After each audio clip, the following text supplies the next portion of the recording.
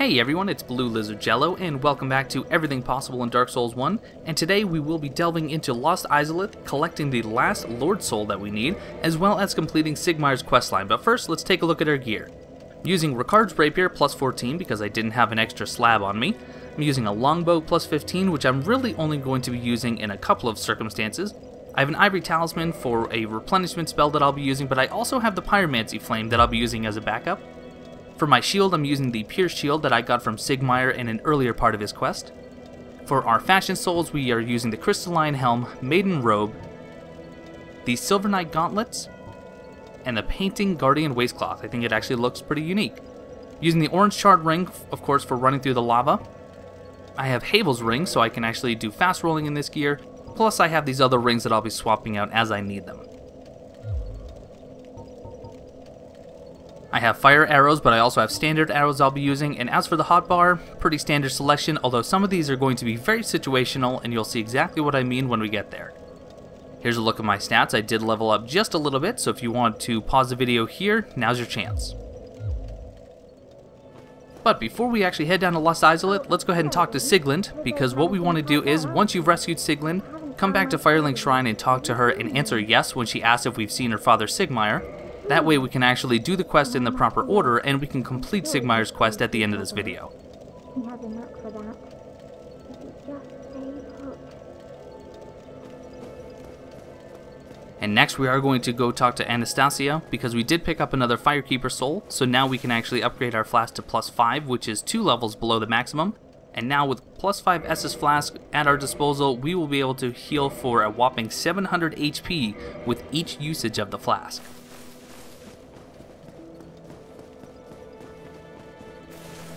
At this point, because we've also completed Master Logan's quest, we are going to pay attention to Griggs in this episode, although we don't have anything to do with him just yet. However, once we have a large amount of souls, we're going to come back and buy all of his spells and his rings, so we can actually see the end of his questline as well. We're going to be doing a lot in this episode. But for now, I will go ahead and see you at the beginning of Lost Izalith.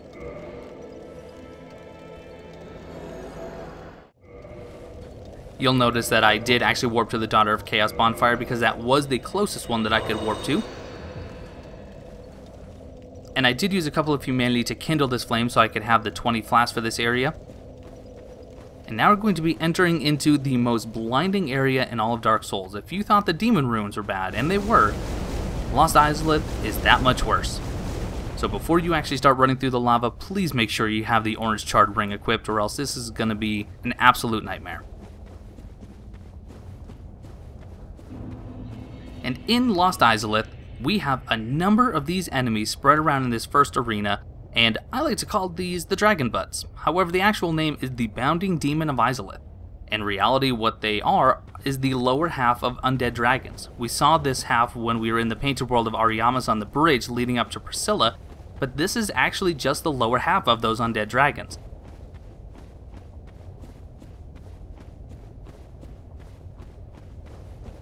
Running around this branch here, on this corpse we can pick up a Soul of a Brave Warrior. There are not too many items to pick up in this area, and I'm going to tell you right now that I am not going to kill any of these Bounding Demons of Izalith. And the reason I'm not going to is, while yes, they do net you 2,000 souls in your first new game cycle, but they can be rather difficult to kill, and they don't have any drops associated with them. And as you can see, they are numerous. Now you can actually aggro several of them at once, and they will actually inflict damage on each other, so if you want to farm souls that way you can. Keep in mind these enemies do not respawn, so if you do kill them, they will be out of your way for your next spawn. Now I use replenishment here because even though I'm using the Orange Charred Ring, I am going to still take some damage, so the replenishment will help to negate some of that damage loss. And I'm going to run to this first building, take care of some of these demon statues that are around. I really enjoy the Ricard's Rapier R2-R2 combo because you can actually get several hits off at once. And with an enemy that's easy to stun like this statue, it works wonders.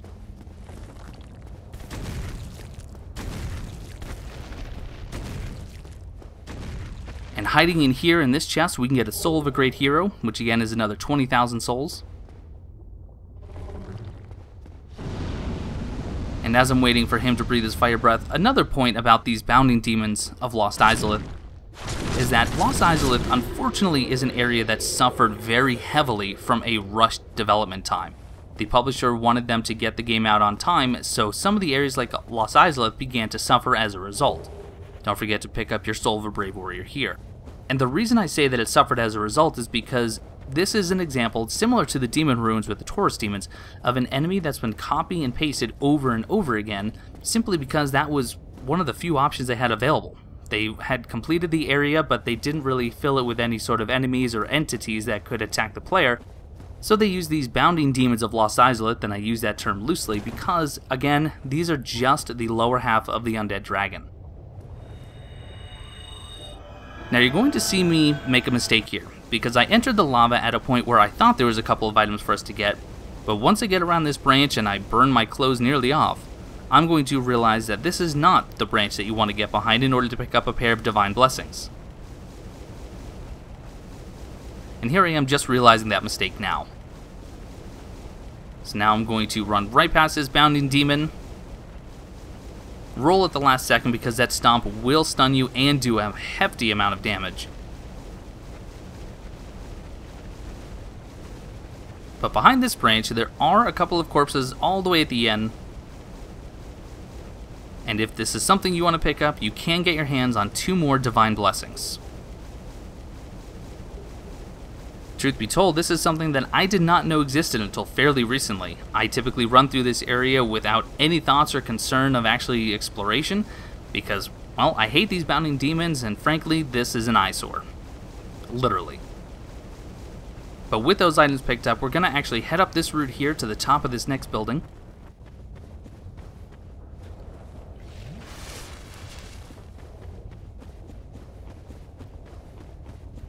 And you can see the shiny over here at the end, and for coming up here, you can get your hands on Twin Humanities. Now we could run down very safely, but if you come over here and you drop down carefully, there's a couple of ledges that you can bounce off of. Take a little bit of fall damage, nothing too serious, but if you hit this wall, you'll find that it is illusory, and here is the only other Lost Izalith bonfire. If you're looking to do any sort of farming runs within Lost Izalith, maybe you're looking for red Titanite chunks or red Titanite slabs from the Chaos Eaters, this is the bonfire you're going to want to use. It will save you some time. The nice thing is, directly outside of that room is the path to the next area. There's a few different routes that you can choose. I like to head to this one just because it is the most direct and you will take the least amount of lava damage. However, if you skip that bonfire altogether, there are a couple of other routes that would actually get you up here a little bit sooner and you would take less lava damage.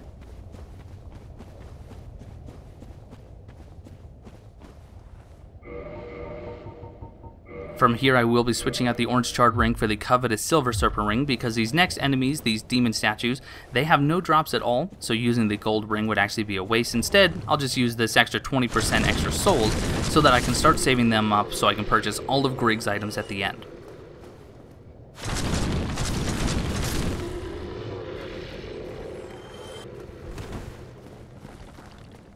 Taking these enemies on one at a time is preferred because even though they are not too dangerous and their health is relatively low and they're easily stunned, if you get surrounded by 2 or 3 of these, it is possible, especially if you have low poise, to actually be stun locked by them in their fire breath, and they could actually cause a fairly quick death if you're not careful.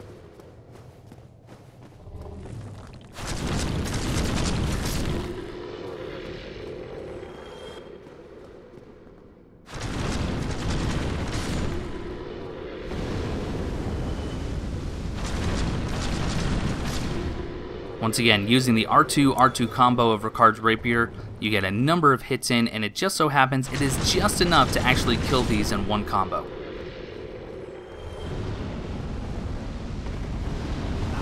And that was an example of me actually forgetting how to play Dark Souls and thinking I'm still playing Bloodborne, where in most cases you want to actually dodge straight towards the enemy in order to avoid the attacks. That is not the case here. Fortunately, I believe I do learn that fairly quickly.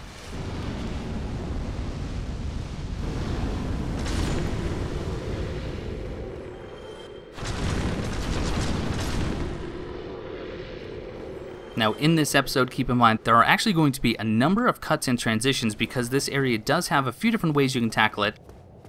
And it also has Sigmayr's questline that has 3 optional endings to it, and I want to make sure I show all 3 endings.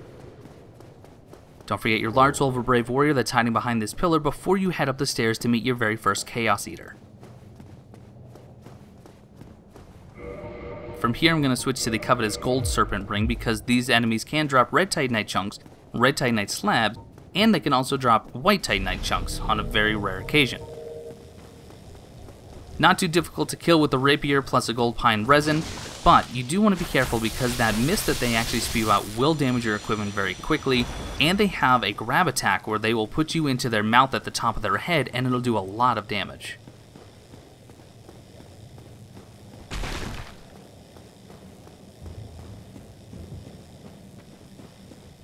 Heading down this first route on the right, we're going to head around the backside. You can go either direction, but coming over here will give us this first item, which is the Soul of a Hero. And then directly on the other side we have one more statue to kill.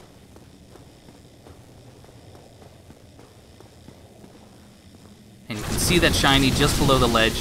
In order to get this, you want to line up precisely where I'm at because the branch sticks out the furthest, and then very slowly walk down so you slide, and you'll be able to get a rare ring of sacrifice. If you try to go directly where the item is, chances are you will actually overshoot it, and you will fall down before you can pick the item up. There is a chance of picking it up if you just mash the interact or the A button, but more often than not, I find that I just fall down without getting the item, and then I have to go all the way back up and try it again.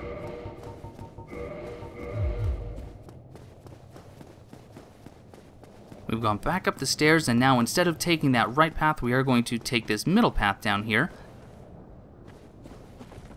where a number of other statues await us. It is possible to actually kill those both in a single drop attack. Unfortunately, I kind of landed right in the middle of them.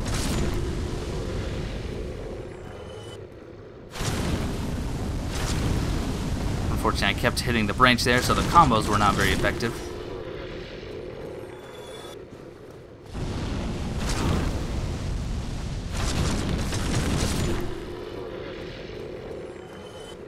And now from here we do have an option of going left or right. Now we're going to go right first because I want to showcase the area as well as give you the location of the only respawning Prowling or Titanite demon in the game. If you're looking to farm for Demon Titanite, this is the area you're going to want to do it in. Keep in mind that this Prowling demon has more HP than anywhere else in the game.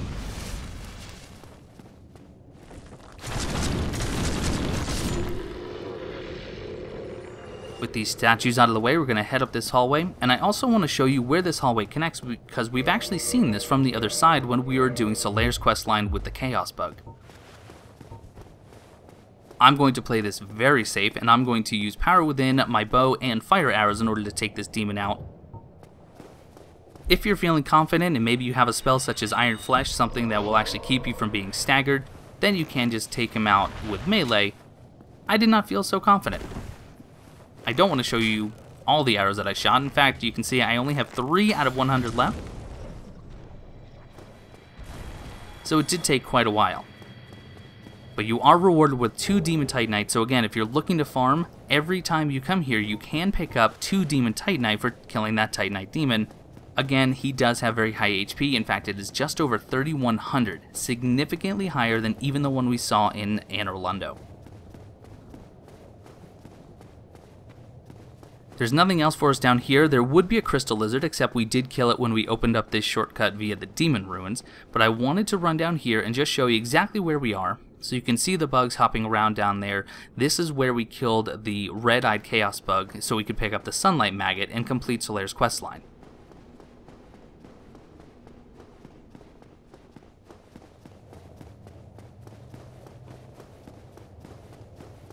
But for now, instead of heading back that way, we're going to go back to where we came from, because like I said, we could have gone left and right. This was the right path. We want to go to the left path, but there is a rather devious trap waiting for us if we're not careful, because that's where we're actually going to encounter our onion bro for one final time. And we want to make sure that we do it right, or else we're going to miss out on his quest reward, which, the quest reward is one thing, but seeing his storyline to the end is quite another. There is one more statue over here. He is an optional enemy. Typically, he will not become aggressive towards you unless you get close, but I have actually had him follow me into this trap area, and that actually made it pretty difficult. But you can see this floor here looks just a little bit differently, so what I recommend, hug the left wall, That way you actually land on this branch when that floor inevitably gives away into a pit of 4 Chaos Eaters below us. And if you're taking a look at those mouths and you think, wow, I wonder if I could actually do a plunging attack, sure you can. Directly into their mouth, where they will then consume you for a lot of HP damage.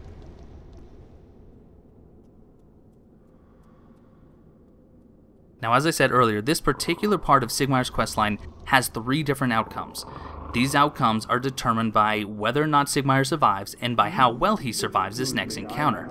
The 3 options are, you can kill all 4 of those Chaos Eaters before he jumps down, you can have him jump down with you and either die or survive with less than 50% HP, or you can have him jump down with you and survive with more than 50% HP, which is the best way you want to actually complete this task. But for this first one, I'm going to kill all 4 Chaos Eaters before he has a chance to drop down, so we can get option number 1 out of the way. You can see that with range attacks, it is very easy to take care of them without ever having to go down.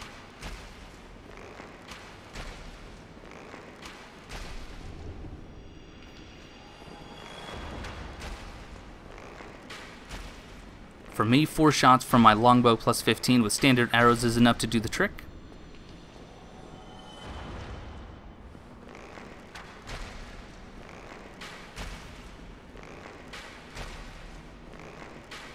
And with them dead, we're going to talk to Onion Bro, and he's going to be surprised, yet maybe even a little disappointed that we didn't involve him. Did you defeat those dire creatures? Outstanding. You never fail to impress. Well, wonderful. This night of Katarina, let's take this as a... And if you do it this way, you will get the speckled stone plate ring.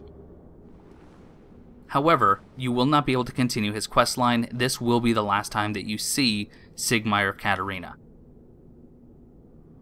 The speckled stone plate ring will give you magic, fire, and lightning defense increased by 25, and the only way to get it is by this ending, or the next one that I'm going to show you, where Sigmar dies in this encounter, or he survives with less than 50% HP. So now let's take a look and see what happens when Sigmar either dies during this encounter, or if he survives with less than 50% HP. So you'll notice I didn't actually kill any of the Chaos Eaters this time, so I'm just going to go ahead and interact with him, have him jump down, I'll follow suit and we'll see how we fare. Allow me to assist you. And now, I go. Don't be slow.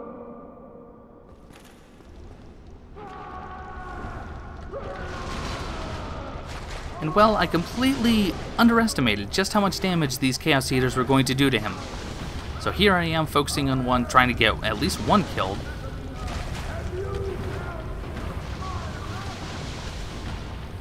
Meanwhile, Sigmar is doing his best over here. But really, you can actually kind of hear and see it's not going very well.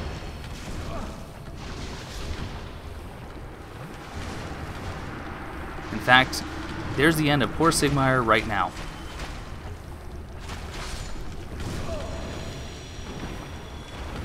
So I'm going to have to finish off these Chaos Eaters so I can actually see what he dropped for us. But again, you'll get this ending if Sigmar dies during this encounter, or even if he survives but he is less than 50% HP at the end of it.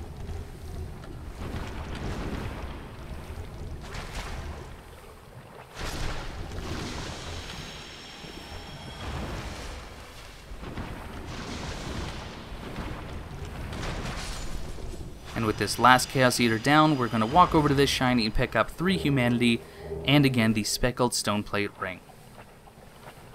If you're looking for this stone plate ring, I don't really understand why, but you can either have him die, survive with less than 50% HP, or at least just kill all the Chaos Eaters and let him live.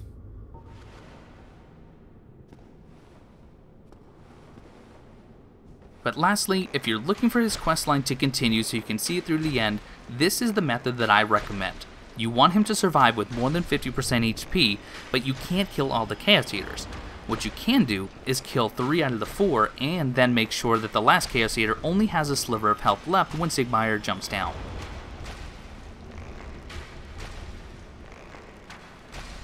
Which is exactly what we're going to do here. So 3 arrows on this last one.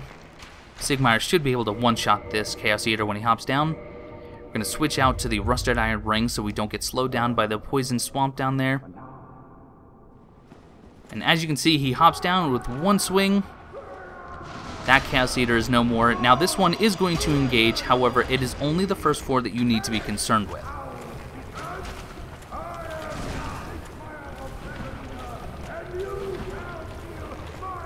But it doesn't hurt when he helps us out anyway.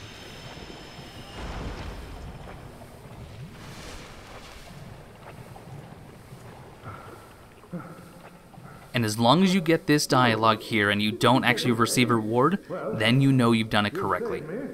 Once again. Oh, thank goodness. I'm exhausted. I think I'll have a rest. Oh, don't you worry. The ground below me is my pillow. The next step would be to head to Firelink Shrine and talk to Siglin one more time if you want to see the quest to the very end, which, I'm warning you, it's a bit of a tearjerker. But while you're down here, pick up a red Titanite chunk, Soul of a Brave Warrior, and a couple of green Titanite shards here. But there is a more important item that we want to pick up before we actually head topside and we start making our way towards the Bed of Chaos. At this intersection, you can go left or right. If you go right, it'll bring you back topside to where we first encountered Sigmire. Instead, go left, head past the gap there. Please don't drop down. There's nothing down there. I've already tested that for you extensively. But once you actually get to this hallway and open this chest, you can get a red Titanite slab. Now this is the only guaranteed red Titanite slab in the game that's for free. You can get one by trading an Ascended Pyromancy Flame with Snuggly, or you can get them by farming the Chaos Eaters, but this is the only one that's guaranteed that also doesn't cost anything.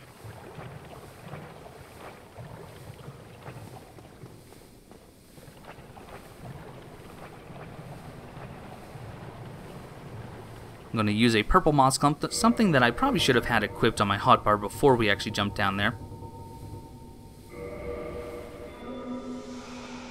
We'll top off the health. We can hear one more Chaos Eater up here.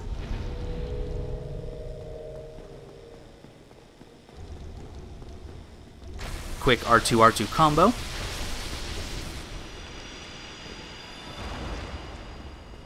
And now we can get yet another red Titanite chunk that he was guarding. I do want to apologize, my voice does sound a little bit raw today. I'm not quite sure what it is, but if I try to put this out any longer, then I'm going to be even further behind on my DLC videos that I know a lot of you are waiting on.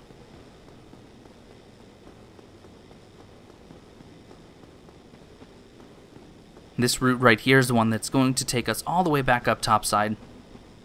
And you can get it from either direction, you just need to make sure you run along the outside edge of the platform so you can reach it from the stairs that we just climbed up.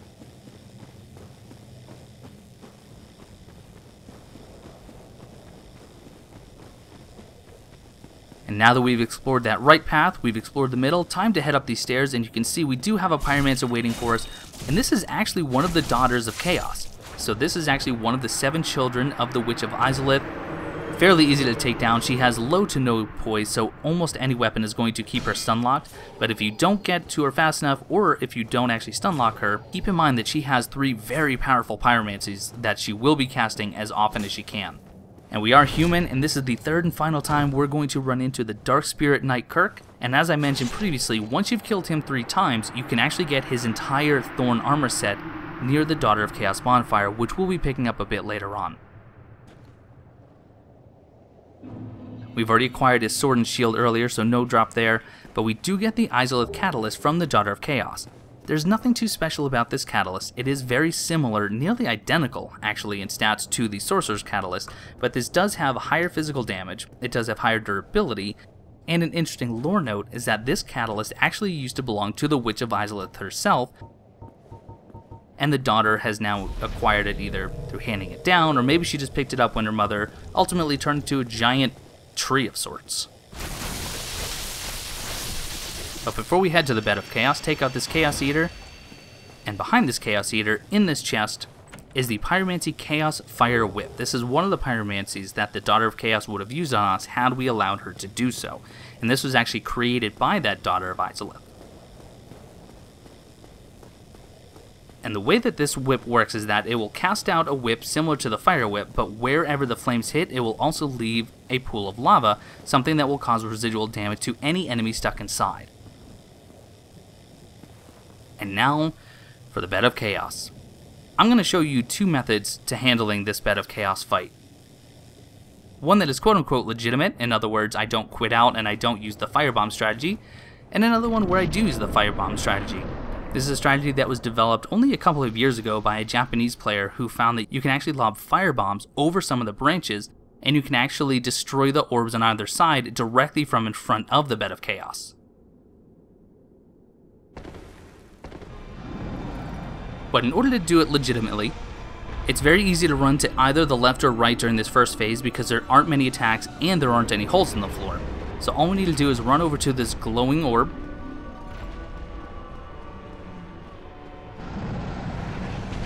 roll through some of the branches, and attack. With one orb down, we have one more to go before we head to the center, and this is where things can start getting tricky because as you can see, the floor starts giving out and these hands are going to start swiping at us as often as they can. If you can get a good view of the hands, it can actually make this a lot easier because it will allow you to dodge some of these swipes, unless you time it poorly. It is very easy to get knocked into these holes, so you don't necessarily want to heal as soon as you get up if you're not safe. If you're next to a hole, I recommend getting somewhere safe before you use an Estus flask. And with that second orb down, now we can head towards the center, and we need to actually drop down a hole that's going to be created once we get a little bit closer. And you can see now the pyromancy begins. And at this point, unfortunately, you might not have a choice. Even if you don't feel safe, if you get hit by that flame and you survive, heal up as soon as you can. You can see I'm almost getting knocked off into that hole here. And yet again, too terribly close.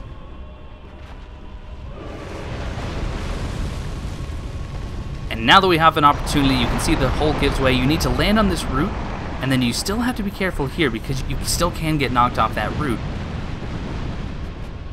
But once you get here, you need to roll as fast as you can through some of these branches because you can see this pyromancy is still in effect.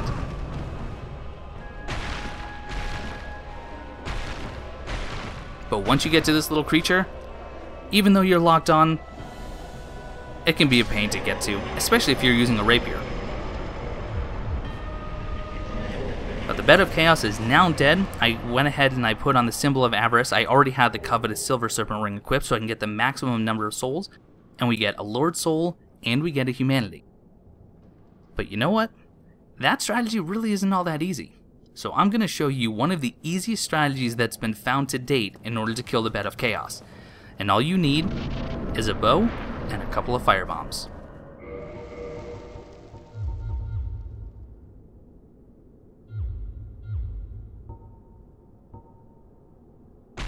And the strategy here is that as soon as you land, you want to run straight up the middle, actually under the Bed of Chaos's head. She will actually start swiping, but you should be able to make it underneath her head, which is safe. Get to this ring here and do a small step and then walk a few more steps backwards. And you might need to watch this video a couple times, but pay attention to where I'm aiming the bow and then throw a firebomb. And even before you actually hit it, switch to the left side. Again, pay attention to where I'm aiming. Unfortunately, she did get a pyromancy off. That almost was the end of me. But already I have the 2 orbs down, so now I can heal up, get burned again. Yay for that. And I can start rolling through these branches and head to that worm thing in the middle that is all that remains of the actual Witch of Izalith.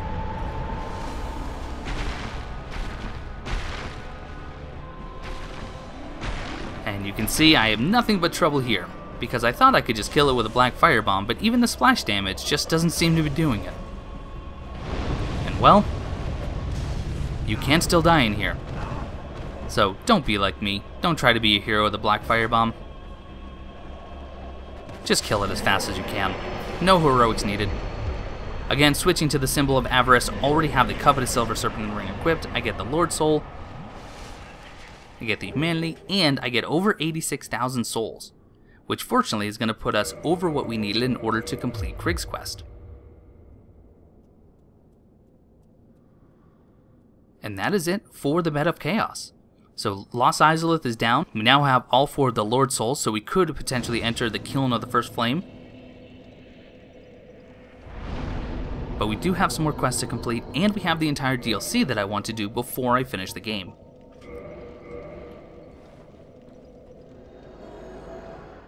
So I warped over to the Daughter of Chaos bonfire because you can see that there's now a corpse here laying against this wall. And we get the Helm of Thorns, the armor, the gauntlets, and the leggings. This is the armor set that belonged to Dark Spirit Knight Kirk.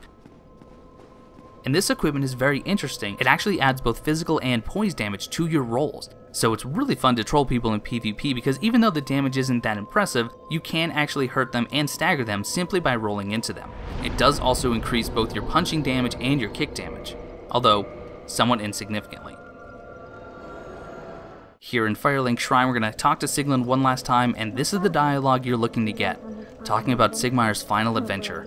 As long as you hear this from her, you know that you've done everything correctly, and there will be one more spot where we run into both Sigmayr and Siglin together. He goes hollow. I'll just have to kill him again. Very dire dialogue there. Sorry about all the cuts. As I said, I had to show every option, and sometimes I actually had to do things out of order to make this video. But now we're just going to buy every spell and every ring that Griggs has to offer. It does take quite a number of souls, similar to the Big Hat Logan quest objective. You don't need to buy a Sorcerer's Catalyst, however. It's not that I'm concerned for Master Logan's welfare. Even in this treacherous land, Logan's skills are unmatched. He is a true hero. No, the reason I seek... With all of his spells acquired, we're actually going to jump forward to Sense Fortress, and we're going to be heading to the location where we actually found the Sorcerer set and the Hush Sorcery earlier. Run up to where this ball rolls down, drop down here. I've already killed this serpent. And here is Griggs, looking a little bit zombified. Griggs has now gone hollow, much like many of the NPCs before him. And unfortunately, if you want to see his quest to the end, this is what has to happen. Well, you don't have to kill him with a plunging attack. You don't have to kill him at all if you really don't want to. But if you do, you will pick up a Humanity, the Sorcery Hush, and the Slumbering Dragoncrest Ring, items that we've already actually picked up before. And if you remember, both the Hush and the Slumbering Dragoncrest Ring will make the user silent for the time being. Sorry, Griggs. Although, I have to admit, you were never one of my favorites. And last but not least, we head down to Ash Lake, to the very first bonfire that we found down there. And we see a very forlorn Siglin standing over the body of her father. Because just as she had suspected he might, he went hollow. And she did say in Firelink Shrine that if that happened, she would just kill him again. And that's exactly what's happened here. You assisted us so quickly. I can hardly return the favor, but please accept this. It's of no use to me now. And we do get a Titanite slab for finishing Sigmayr's quest.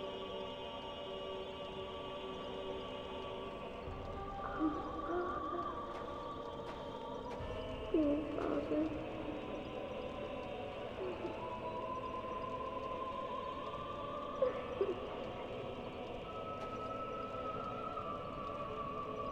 Well, I am sorry to end the video on such a sad note, but unfortunately such is the fate of many of the NPCs that we begin to care about in Dark Souls 1.